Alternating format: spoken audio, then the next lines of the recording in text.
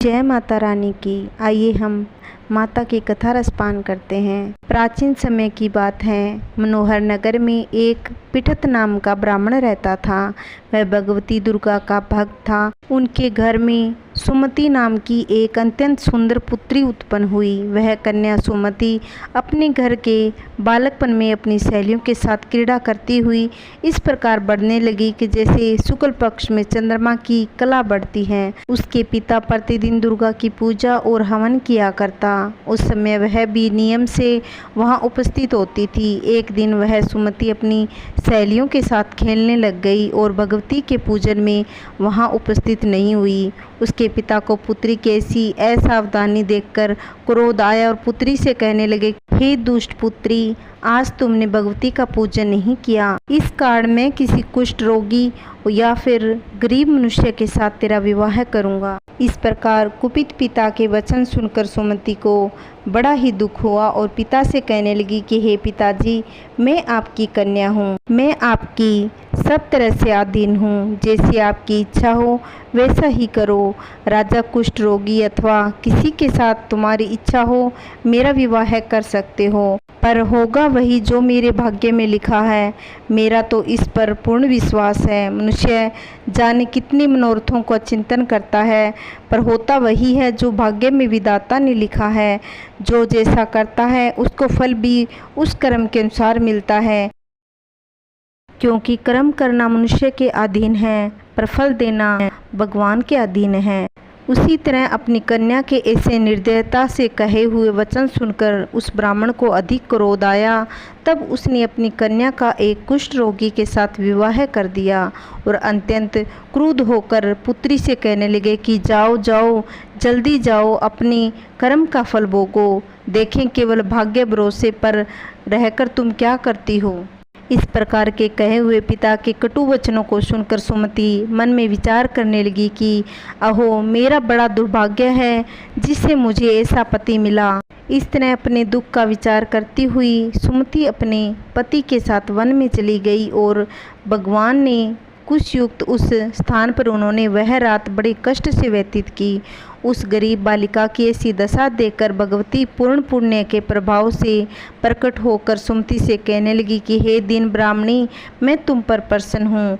तुम चाहो वरदान मांग सकती हो। मैं प्रसन्न होने पर मनवांछित फल देने वाली हूँ। इस प्रकार भगवती दुर्गा का वचन सुनकर ब्राह्मणी कहने लगी कि आप कौन हैं जो मुझ पर प्रसन्न हुई, वह सब मेरे लिए कहो और अपनी कृपा दृष्टि से मुझ दीन दासी की कृतार्थ करो। ऐसा ब्राह्मणी का वचन सुनकर देवी कहने लगी कि मैं आदि शक्ति हूँ और मैं ब्रह्मा विद्या और सरस्वती हूँ।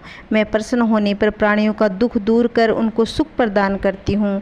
हे ब्राह्मणी, मैं तुझ पर तेरे पूर्व जन्म के पुण्य के प्रभाव से प्रसन्न हूँ। तुम्हारे पूर्व जन्म का वृत्तांत सुनाती हूँ, सो तुम सुनो।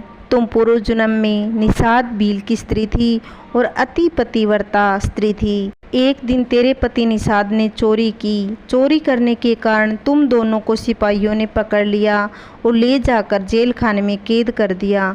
उन लोगों ने तेरे को और तेरे पति को भोजन भी नहीं दिया। इस प्रकार नवरात्रों के दिनों में तुमने न तो कुछ खाया और न ही जल पिया, इसीलिए 9 दिनों तक नवरात्रों का व्रत हो गया। हे ब्राह्मणी, उन दिनों में जो व्रत हुआ उस व्रत के प्रभाव से प्रसन्न होकर मैं तुम्हें मनवांछित वस्तु दे रही हूँ। तुम्हारी जो इच्छा हो मांग सकती हो। इस प्रकार दुर्गा के कहे हुए वचन सुनकर ब्राह्मणी बोली कि अगर आप मुझ पर खुश हो तो हे दुर्गे, आपको प्रणाम करती हूँ।